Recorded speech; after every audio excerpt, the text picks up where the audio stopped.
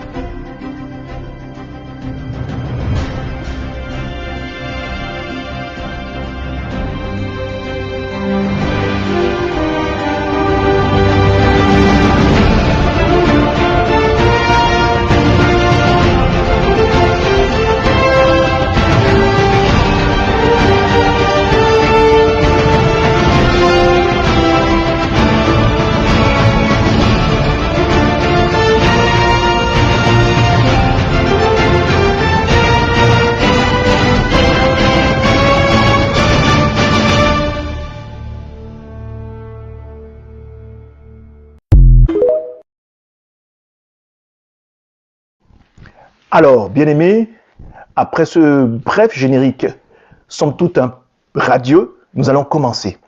Alors, nous allons attaquer ce personnage, comme je le disais tantôt au début, Job. Vous le connaissez tous, Job. Job, dans la parole de Dieu, est un personnage remarquable, qui avait tout et soudainement qui perd tout, mais ne faillit pas par son attachement à l'Éternel.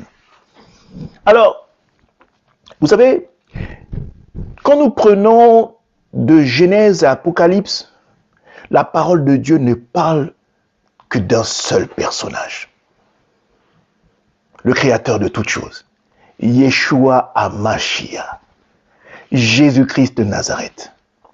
Et que ce soit de manière visible ou invisible, surtout dans l'Ancien Testament, nous ne parlons pas directement de Jésus, mais tout le récit ou tous les récits dépeignent ce personnage qui est tout puissant. Jésus, Jésus-Christ de Nazareth, Yeshua Mashiach, comme l'on dit en hébreu, le créateur de toutes choses. Et dans le Nouveau Testament, nous voyons ce personnage révélé. Mais pour revenir à Job, je voudrais faire ici une typographie. Parce que ce que nous allons étudier et ce que Dieu a mis en notre cœur, c'est de manifester et de vous parler de Jésus-Christ manifesté en Job. Oui, Job est le type de Yeshua Mashiach, de Jésus-Christ de Nazareth. Alors, nous allons prendre tout d'abord son nom, Job. Ce nom signifie objet d'hostilité. Job signifie objet d'hostilité. Quelque chose d'hostile, quelque chose qui est rempli d'hostilité, c'est quelque chose qui est rempli de combat, qui est tout le temps combattu. Il y a toujours une dualité.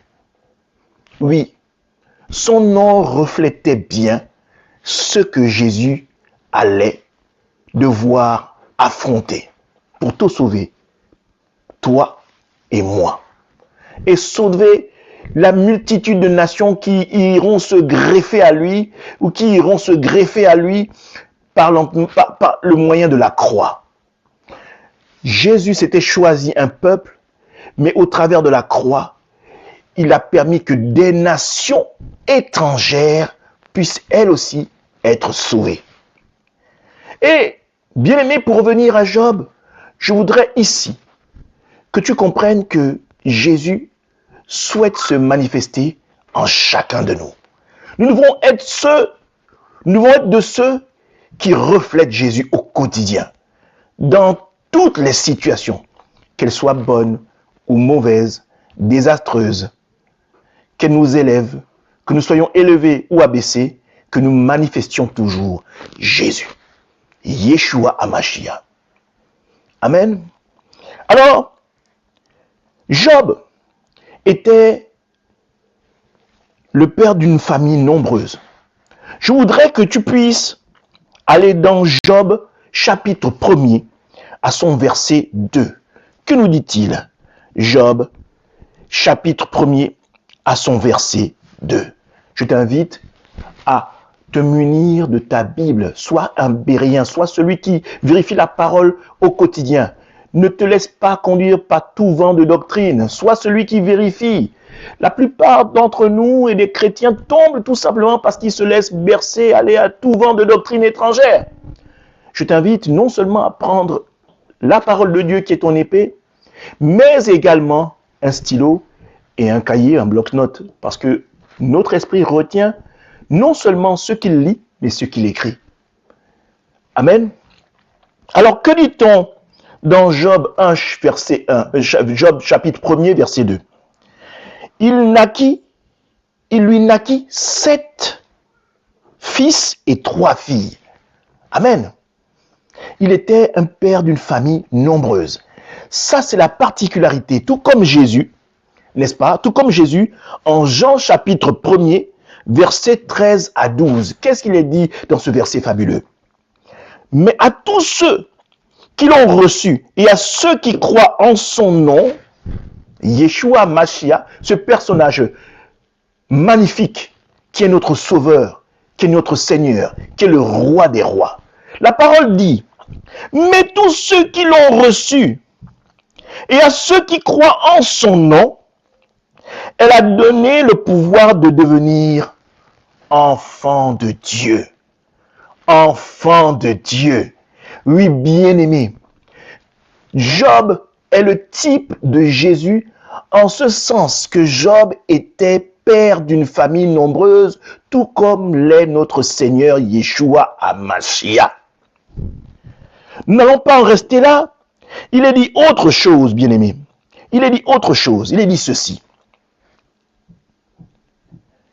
Que notre frère Job, notre patriarche Job, il était propriétaire de nombreux troupeaux. Propriétaire de nombreux troupeaux. Nous allons aller dans Job 1, toujours, et à son verset 3. Que dit-on dans la parole? Que dit-on dans la parole à ce moment-là? Il est dit ceci. Bien-aimé, j'espère que tu as ta Bible. Job, chapitre 1er, verset 3. Il possédait 7000 brebis, 3000 chameaux, 500 paires de bœufs, 500 ânesses et un très grand nombre de serviteurs. Et cet homme était le plus considérable de tous les fils de l'Orient. Waouh! Waouh! Tout comme l'Éternel, pour associer et marquer le type de Jésus, on dit en Corinthiens, 2 Corinthiens, autant pour moi, chapitre 8, verset 9, il est dit ceci. Note bien ceci. 2 Corinthiens, chapitre 8, à son verset 9. Car vous connaissez la grâce de notre Seigneur Jésus-Christ, qui pour vous s'est fait pauvre. Amen. Qui s'est fait pauvre, de riche qu'il était, afin que par sa pauvreté vous puissiez être enrichis. Amen. Ça c'est pour le fait que Job eût été quelqu'un de riche comme Job. Amen. C'est le type de Job, de Jésus, par la richesse de notre Seigneur. Amen. On dit que c'est un homme riche, influent. Amen. Tout comme Christ fut riche, mais s'est fait pauvre pour nous enrichir, toi et moi. Amen. Par la suite, on dit, il était sacrificateur pour sa famille, car il appelait et sanctifiait ses fils. Oui, Job était sacrificateur également pour sa famille. Et toi qui es parent, toi qui es père, toi qui es mère, prends-tu le temps de bénir tes enfants, de prier sur tes enfants, de consacrer tes enfants, de sanctifier tes enfants? As-tu cette relation-là de bénir tes enfants? Bien-aimé, c'est un facteur qu'il ne faut pas oublier. Étant comme les frères de Job, nous aussi nous avons cette capacité. Nous aussi nous sommes parents et nous pouvons également faire ceci. Celui de bénir nos enfants. Amen. Oui, on dit qu'il était également sacrificateur. Il pouvait aussi bénir ses enfants. Allons-y dans Job chapitre 1. Job chapitre 1. Et dans le chapitre 1, nous allons prendre le verset 5. Amen. Job chapitre 1 à son verset 5. Je lis la parole. Et quand les jours de festin étaient passés, Job appelait et sanctifiait ses fils. Puis il se levait de bon matin et offrait pour chacun d'eux un holocauste. Pour chacun de ses enfants, il offrait un holocauste. Car Job disait, peut-être mes fils ont-ils péché et ont-ils offensé Dieu dans leur cœur. C'est ainsi que Job avait coutume d'agir. Waouh! Waouh! Et en ce sens, nous pouvons retrouver la manière et le type de Jésus dans le comportement de Job. Mais Job ne faisait pas seulement que bénir et sanctifier ses enfants. Il sanctifiait également, il était sacrificateur également, même pour ses amis. Oh bien-aimé, je vois en ce sens, au travers de ce que me donne l'Esprit de Dieu, Job sanctifiait ses enfants, il était sacrificateur de ses enfants, comme étant Jésus venant pour la maison d'Israël. Mais on dit également qu'il le faisait pour ses amis. Je vois, cette image que me donne le Saint-Esprit de voir comment Jésus aussi a sanctifié aussi les nations, des nations étrangères qui n'étaient pas prévues. Mais au travers de cette action, de la manière que Job bénit ses amis, j'entrevois l'ombre des choses à venir qui était celle de pouvoir faire intégrer les nations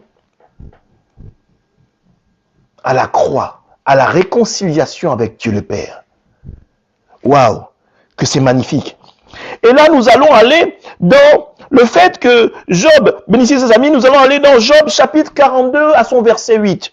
Bien-aimé, prends Job chapitre 42 à son verset 8. Job chapitre 42 à son verset 8. Amen. Que dit-on à ce sujet? Prenez maintenant 7 taureaux, 7 béliers, allez auprès de mon serviteur Job et offrez pour vous un holocauste. Job, mon serviteur, priera pour vous. Et c'est par égard pour lui seul que je ne vous traiterai pas selon votre folie, car vous n'avez pas parlé de moi avec droiture, comme l'a fait mon serviteur Job. Bien-aimé, Job est utilisé ici comme le type de Jésus. C'est-à-dire que Dieu ne défrait pas sa colère sur les amis de Job, tout simplement par rapport au comportement, l'attitude de Job. Comment Job est vraiment intègre et marche avec droiture. Et sachant que Job aime ses amis, Dieu a fait passer l'éponge, mais a permis que, tout comme Jésus est notre avocat défenseur auprès de Dieu, que ce dernier intercède pour ses amis au travers d'un holocauste, il prie pour ses amis. Amen. Afin que la fureur de l'Éternel ne s'abat pas sur eux. C'est une chose magnifique, bien-aimés. C'est une chose magnifique. Bien-aimés, apprenons non seulement à prier pour nous, mais également ayons cette capacité de prier aussi, même pour nos ennemis. Amen. La Bible dit elle-même, mais que si tu fais du bien à ceux que tu connais, ceux que tu aimes, que fais-tu de fantastique? La plus grande chose, c'est d'avoir la capacité de prier même pour ceux qui te combattent. La Bible déclare et demande de prier pour ses ennemis. Bien-aimés, Jésus s'est donné pour les pécheurs. La Bible dit qu'il n'est pas venu pour les gens bien portants, il est venu pour les gens malades, les gens qui souffrent, les gens comme toi et moi, les gens qui étaient attachés aux traditions, aux cultures, qui étions liseurs d'astres, voyants, liseurs de bonne aventure. Jésus est venu pour nous également. Alors, quoi de plus remarquable et fantastique d'être des reflets, des images, le miroir de Christ au travers de comment nous manifestons Jésus-Christ, comment nous manifestons Yeshua Mashiach dans le monde qui nous entoure, autour de nous.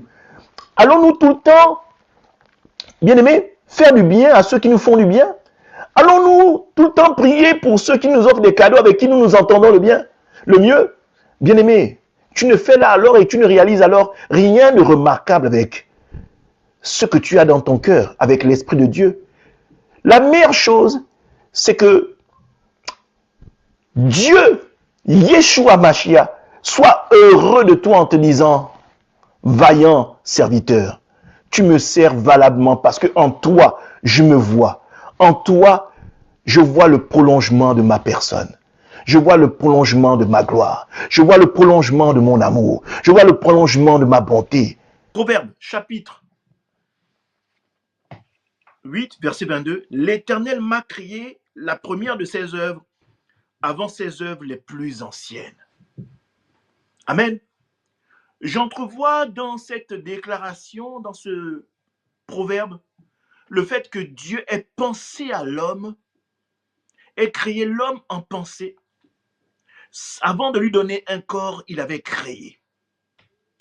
Et ce dernier, ayant la conception de l'homme en esprit, s'est évertué à créer l'environnement favorable pour accueillir l'homme.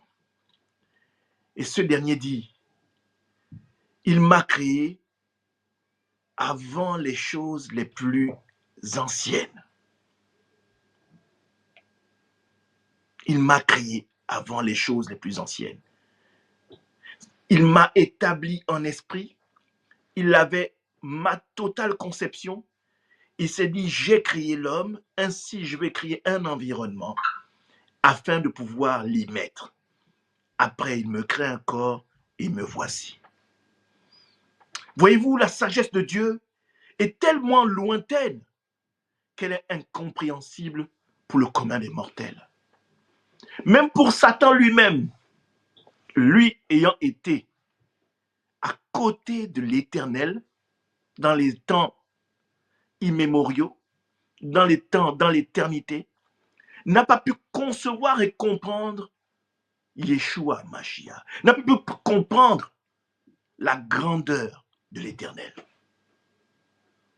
Bien-aimés, parfois nous sommes de ceux qui voulons comprendre Dieu, mais si nous ne le cherchons pas de manière suffisante, il ne se laissera pas trouver. Si nous ne sommes pas, comme ce qu'il dit dans sa parole, des adorateurs en esprit et en vérité, il ne se laissera pas trouver, il ne te laissera pas comprendre la profondeur de certaines choses de sa parole. Bien-aimé, Dieu se révèle à qui il veut. Mais ce qu'il y a de juste, c'est qu'il se révèle et il se laisse trouver par ceux qui le cherchent en esprit et en vérité. Amen. Nous allons continuer. Dans Jean chapitre 3, verset 28, on dit que c'est un époux magnifique. Amen. Vous allez comprendre ce que je veux dire. Alléluia. J'espère que vous êtes là et que, avec moi, nous allons continuer. Allons-y plutôt dans Éphésiens chapitre 5, verset 25 à 33. Je vais faire une longue lecture. Éphésiens chapitre 5, verset 25 à 33 pour illustrer la sagesse et son rôle d'époux. Marie, aimez vos femmes comme Christ a aimé l'Église. Il s'est livré lui-même pour elle, afin de la sanctifier par la parole, après l'avoir purifiée par le baptême d'eau, afin de le faire paraître devant lui cette Église glorieuse sans tache ni ride, ni rien de semblable, mais sainte et irrépréhensible. C'est ainsi que les maris doivent aimer leurs femmes comme leur propre corps. Celui qui aime sa femme s'aime lui-même, car jamais personne n'a haï sa propre chair, mais il la nourrit et en prend soin, comme Christ le fait pour l'Église. Parce que nous sommes membres de son corps, c'est pourquoi l'homme quittera son père et sa mère et s'attachera à sa femme. Et les deux deviendront une seule chair. Ce mystère est grand. Je dis cela par rapport à Christ et à l'Église. Du reste, que chacun de vous aime sa femme comme lui-même et que la femme respecte son mari. Oh bien-aimé, toi qui es l'épouse, respectes-tu vraiment Christ qui est l'époux? Bien-aimé, toi qui es l'épouse, adores-tu Yeshua HaMashiach comme étant ton Dieu, ton roi, l'époux de ta destinée, l'époux de ta vie, qu'elle soit ici sur terre ou pour l'éternité? As-tu ce désir ardent de faire toutes choses pour l'époux qu'est Yeshua HaMashiach? C'est une question qui t'est posée, bien-aimé. C'est une question qui t'est posée. On dit également que Job était un époux bienveillant. Alléluia. Un époux bienveillant. Nous vivons dans un monde où le mot époux a perdu de sa splendeur. Je veux dire, comment Dieu voit l'époux, les hommes en ont fait un mot que l'on bafoue. On préfère même dire c'est mon mari. C'est vrai, mari c'est bien, mais époux est d'une splendeur, a plus de valeur que mari. Époux est un mot que le monde bafoue. Mais bien aimé, un homme bienveillant, c'est un homme rempli d'amour. Un homme bienveillant, c'est un homme qui prend soin des autres ou qui prend soin de son épouse avant lui, qui se consacre pleinement et qui donne sa vie pour son épouse, qui est capable de se livrer. C'est vrai, il y a beaucoup de maris, mais très peu d'époux. Il y a beaucoup de maris, beaucoup de femmes disent, ou beaucoup d'hommes disent, je veux un mari, je veux une femme. Mais très peu d'hommes disent, je veux une épouse, et très peu de femmes disent, je veux un époux. Ce n'est pas la même chose. Ce n'est pas la même chose. Ça n'a pas la même ampleur, le même impact. Amen. Et on dit, Job était un homme bienveillant. Bien-aimé, allons-y dans Job chapitre 29, de son verset 12 à son verset 17. Amen. Job, alléluia, chapitre 29, verset 12 à 17. Je lis la parole. Car je sauvais le pauvre qui implorait du secours et l'orphelin qui manquait d'appui. Verset 13. La bénédiction du malheureux venait sur moi. Je remplissais de joie le cœur de la veuve. Oh, alléluia. Je me revêtais de la justice et je lui servais de vêtements. J'avais ma droiture pour manteau et pour turban. J'étais l'œil de l'aveugle et le pied du boiteux. J'étais le père des misérables. J'examinais la cause de l'inconnu. Je brisais la mâchoire de l'injuste et j'arrachais de ses dents la proie. Alléluia. N'est-ce pas là la déclaration d'un époux, la déclaration d'un homme bienveillant? Et nous allons aller voir le type de Jésus dans Job. Nous allons aller dans Actes chapitre 10, verset 38. Tout comme ce que je viens de lire, Jésus également l'a manifesté. Jésus l'a manifesté. Actes chapitre 10. Actes chapitre 10. Allons-y dans Actes chapitre 10. Amen. À son verset 38. Actes chapitre 10 à son verset 38. Vous savez comment Dieu a oint du Saint-Esprit et de force Jésus de Nazareth, qui allait de lieu en lieu, faisait du bien et guérissait tous ceux qui étaient sous l'emprise du diable, car Dieu était avec lui.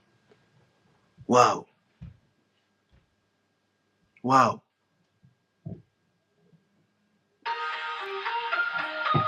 Au jour d'aujourd'hui, si nous regardons le comportement même des chrétiens, au jour d'aujourd'hui, même si nous regardons le comportement des chrétiens, est-ce que ce comportement reflète clairement ce que nous venons de lire en parlant de Job? Est-ce que ce que je viens de lire sur Job est un caractère que bon nombre de chrétiens adoptent aujourd'hui?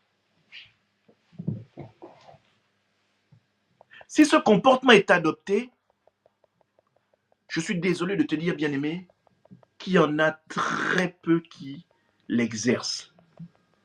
Mais vraiment très peu qui l'exercent.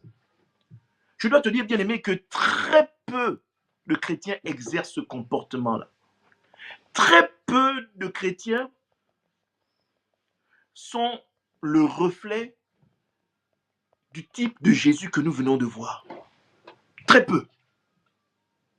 Alors, bien-aimés, ne nous posons pas 10 000 questions, ne nous étonnons pas que parfois, nous implorons l'Éternel pour que ce dernier nous agrée et nous sommes surpris de voir qu'il y a aucune manifestation de ce que nous demandons à Dieu.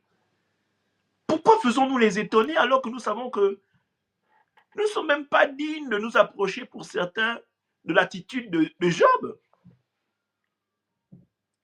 Nous ne sommes même pas très près de nous. Nous sommes loin, à milieu parfois même,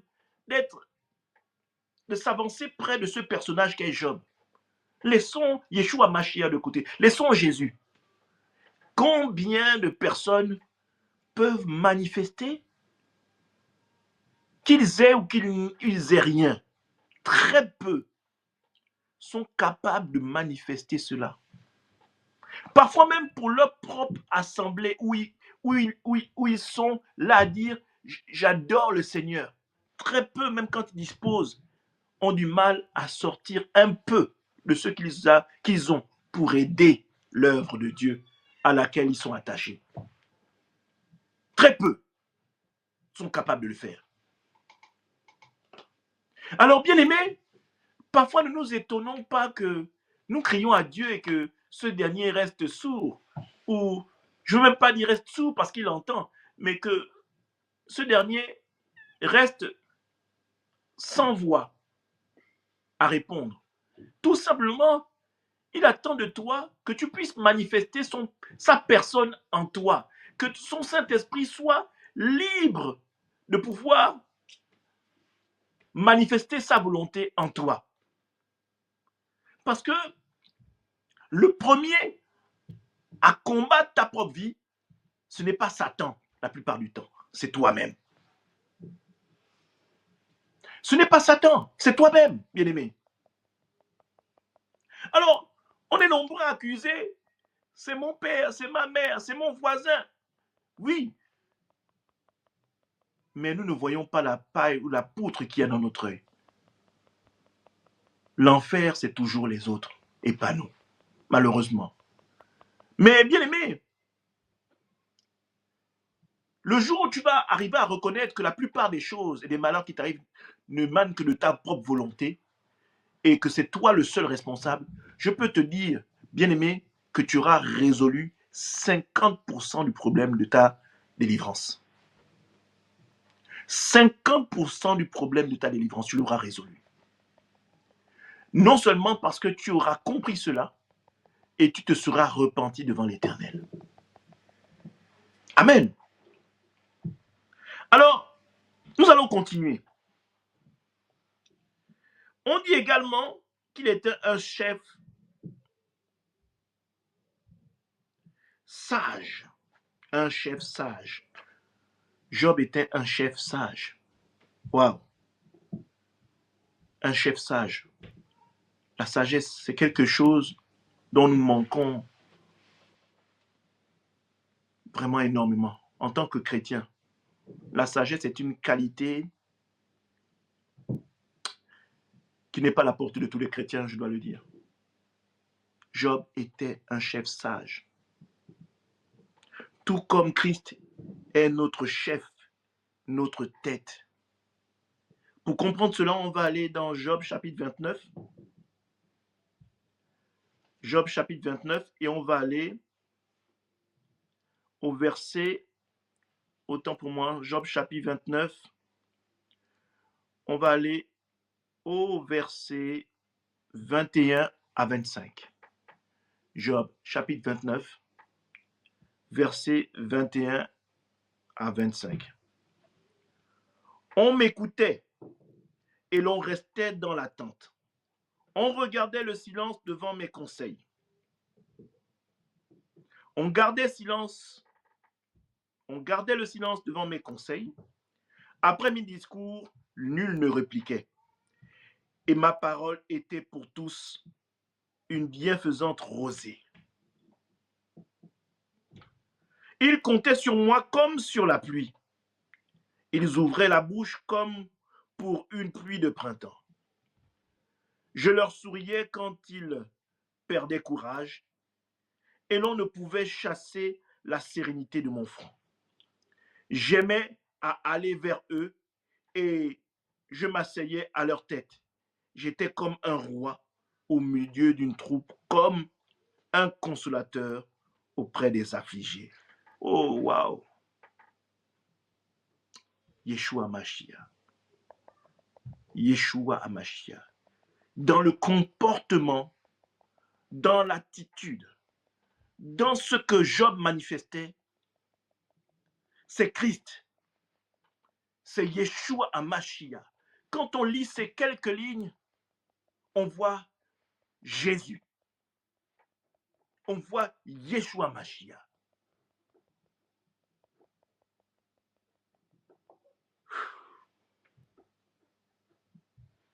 C'est beau la parole. Jésus était également de cet acabit. Allons-y dans 1 Corinthiens chapitre 11 verset 3. 1 Corinthiens chapitre 11 verset 3, la parole nous dit ceci.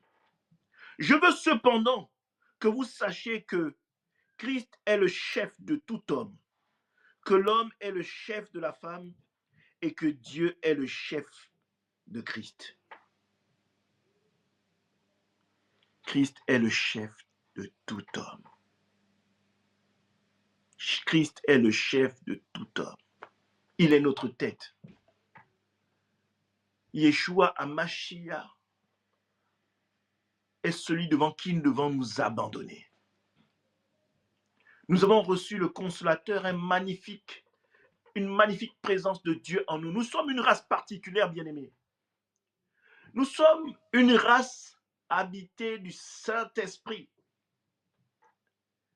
Nous avons l'éternité en nous.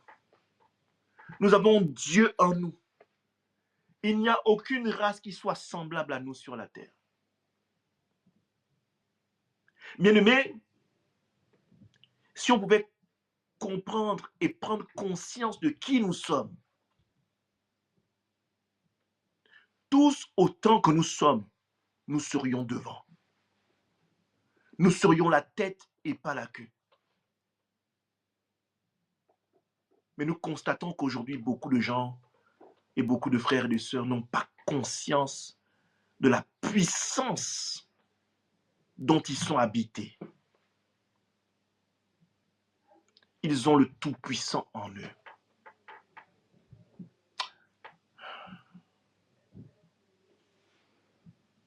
Qu'est-ce que nous sommes merveilleux grâce à la gloire de Yeshua Mashiach reflétée en chacun de nous. Bien-aimé, prends conscience de qui tu es. Prends réellement conscience de qui tu es. Je veux aujourd'hui que tu déclares, je prends conscience de qui je suis.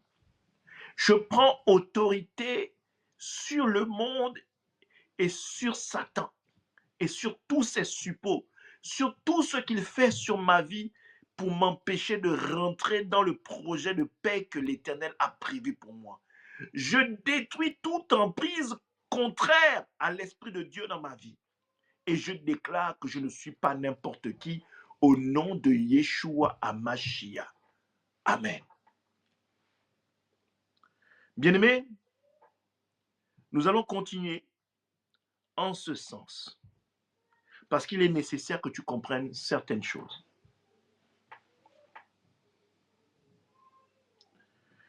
On dit également que par l'intermédiaire du prophète Ézéchiel, Dieu désigna Job comme un exemple de justice. Ézéchiel parle de Job comme un exemple de justice. Tout comme Christ est la justice. Est la justice de Dieu pour nous justifier. Alléluia. Allons-y dans Ézéchiel chapitre 14, verset 14. Ézéchiel chapitre 14, verset 14. Que dit-on à ce sujet? Ézéchiel chapitre 14, verset 14. Il est dit ceci. Et qu'il y eut au milieu de lui ces trois hommes, Noé, Daniel et Job. Ils savouraient leur âme par leur justice, dit le Seigneur l'Éternel. Vous voyez, Dieu a pris ces trois personnages, n'est-ce pas? Noé, Daniel et Job. Pour dire que Job marchait tellement dans la droiture que Job n'a pas eu à endurer ce qu'il a enduré parce qu'il était mauvais ou parce qu'il était un homme qui avait des failles en lui. Non. Satan disait que si tu lui enlèves ce qu'il a, cet homme se désolidariserait de toi, Éternel. Et Dieu a dit, vas-y. Dieu a dit, vas-y. C'est que même ce que Job ignorait sur lui, Dieu savait que Job aurait la capacité de demeurer intègre face aux persécutions, à l'abandon, au déshéritage, à la perte de tout ce qu'il possédait. Dieu savait qu'il serait affligé, qu'il serait blessé, qu'il serait malade, qu'il souffrirait d'ulcère, qu'il aurait un bon nombre de choses. Mais Dieu, Jésus-Christ, Yeshua HaMashiach était tellement formé en lui qu'il savait que prophétiquement, Job en sortirait juste, justifié, droit dans ses bottes, intègre. Même quand bien même sa femme lui a dit maudit, non. Job a eu une tournure de phrase. Quand vous lisez cette tournure, vous dites, waouh, quelle rhétorique. C'est même avec poésie qu'il répond à sa femme en disant, même dans son malheur, il aime Dieu. Est-ce que Dieu est censé nous faire du bien tout le temps? Il faut que la tempête arrive. Nous devons aussi aimer Dieu dans la tempête. Nous devons l'adorer dans la tempête. Mais Job l'a dit avec poésie. C'est tellement beau la façon avec laquelle il a répondu. J'en perds mon latin. Alléluia.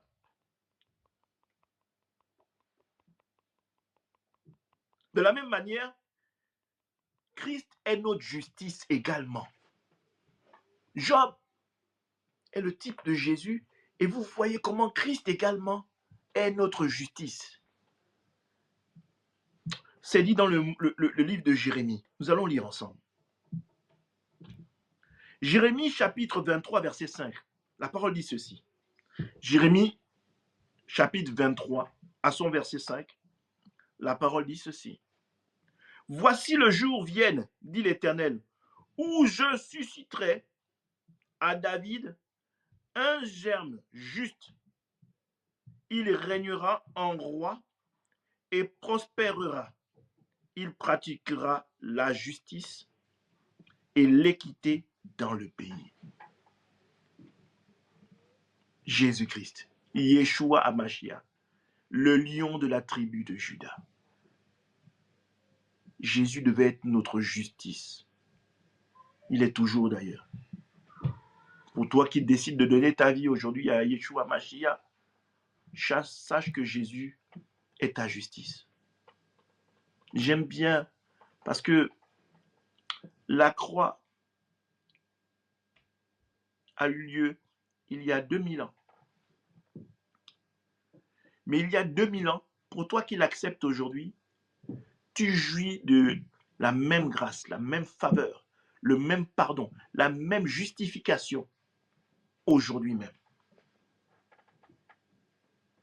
C'est-à-dire que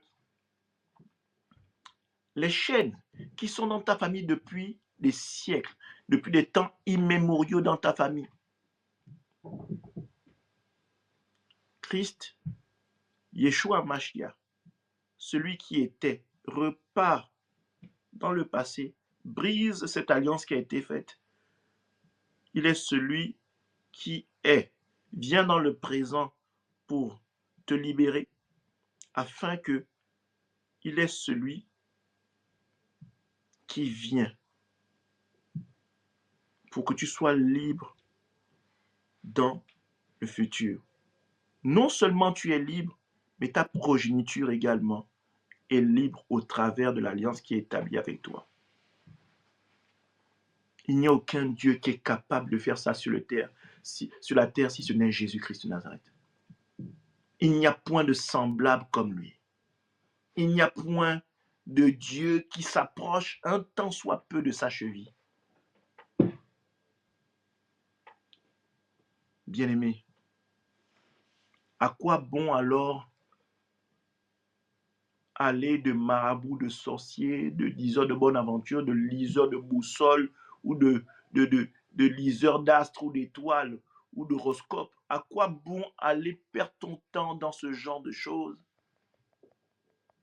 quand on te dit aujourd'hui et que tu entends cette parole pour te dire viens à Christ, viens à Christ et tout tombera, les chaînes dont tu es prisonnier, les liens qui t'attachent, les liens de famille qui imposent cette malédiction dans ta famille qui fait que les gens aujourd'hui ne sont pas capables d'engendrer la vie, ne sont pas capables de se marier, ne sont pas capables de conduire un projet, sont animés d'un esprit qu'on appelle de non-accomplissement, de blocage spirituel. Il n'y a qu'en Jésus-Christ, il n'y a qu'en Yeshua HaMashiach que tu peux être libre. Il n'y a que Jésus-Christ qui peut être ta justice. Seul Jésus-Christ peut être ta justice. Alléluia. Bien-aimé,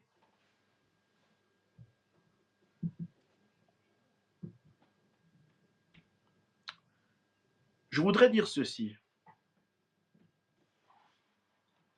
Et j'ai besoin de m'armer de ce verset qui est Jacques chapitre 5 verset 11. Et nous allons finir par là. Jacques chapitre 5 verset 11.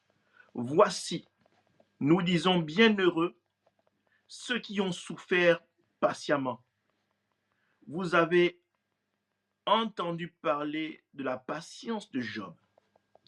Vous avez vu la fin que le Seigneur lui accorda, car le Seigneur est plein de miséricorde et de compassion. Bien-aimé, les souffrances sont peut-être ton apanage.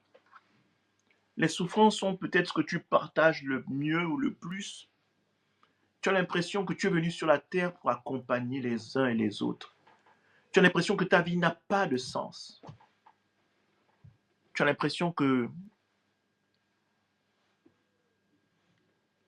tu passes la majeure partie à perdre ton temps sur la terre. Bien-aimé, je suis convaincu, tout comme Job, que le Seigneur attend que tu comprennes quelque chose avec lui. Je ne sais pas ce que c'est, mais je sais que Dieu a un projet de paix pour quiconque s'attache à lui. Alors, si tu t'attaches vraiment à lui, le temps viendra. Cesse de geindre, cesse de te plaindre, mais sois comme Job. Je t'invite à aller relire ce livre de Job. Sois comme Job. Sois comme Job parce que Job est le type de Jésus et ce dernier, Yeshua Mashiach, veut voir le reflet de sa foi en toi. Il veut voir le reflet de sa foi en toi. Il veut juste la foi comme un grain de sénévé. Cette foi-là, comme un grain de sénévé, est capable de déplacer des montagnes, déplacer des choses énormes, des choses incroyables, des choses dont tu n'as même pas idée. Sois un adorateur, intègre Yeshua Mashiach dans ton cœur. Accepte-le aujourd'hui véritablement. Ainsi, tu pourras le voir se manifester au-devant de toi. Tu pourras le voir te parler. Tu pourras le voir briser des chaînes et te délivrer de la situation qui t'habite actuellement. Attache-toi, tout comme Job s'est attaché à Jésus. Et tu verras, Dieu a besoin aussi parfois de nous faire passer par des moments difficiles pour nous permettre d'acquérir certaines facultés, capacités pour les choses qu'il aura à nous confier demain. Bien-aimés, voici s'achève le premier épisode de La Conquête. J'ose espérer que ce premier épisode t'aura fait du bien. Alors, bien-aimé, je t'invite vendredi prochain à 21h à ne pas manquer l'épisode 2 de la deuxième saison. Je suis le pasteur Alain Joël Rembenabia, pasteur, et je ne suis pas en reste avec mon épouse de pasteur Elsa Rembenabia, de la mission évangélique des éclaireurs pour Christ. Je profite de cette occasion pour te dire que vous pouvez également nous soutenir. Vous pouvez nous soutenir en allant sur le descriptif de cette vidéo. Vous aurez les liens adéquats. Si tu nous découvres la première fois, il y a un mode opératoire pour nous contacter. J'ose espérer que cet enseignement aujourd'hui t'aura fait du bien et nous t'attendons et nous vous attendons tous nombreux pour l'épisode numéro 2. Je vous souhaite un excellent week-end et que Dieu vous bénisse.